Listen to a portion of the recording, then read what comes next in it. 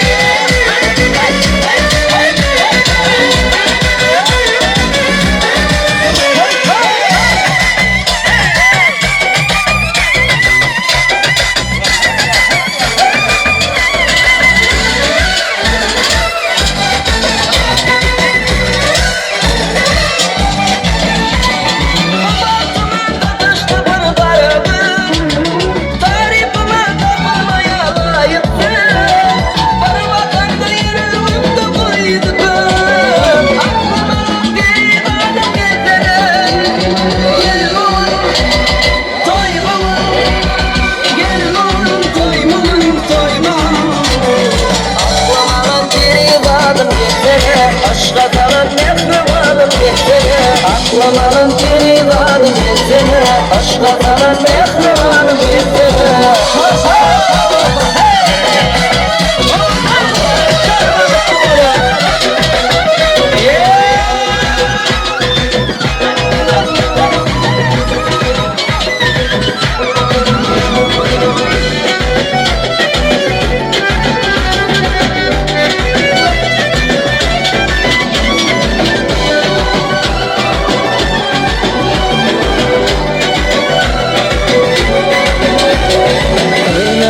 Geçten alış kayana, sevip seni canım edip ayana. Seni alıp geleceğini duyuyorum, aklıma lan perivadım gelsene. Gel oğlum, toymamın, gel oğlum, toymamın, toymamın. Aklıma lan perivadım gelsene, aşka kalan mehrivanım gelsene. Aklıma lan perivadım gelsene, aşka kalan mehrivanım gelsene. Gel oğlum, toymamın, gel oğlum, toymamın, toymamın. Aklıma lan perivadım gelsene, aşka kalan mehrivanım gelsene. Aklıma lan perivadım gelsene, aşka kalan mehrivanım gelsene.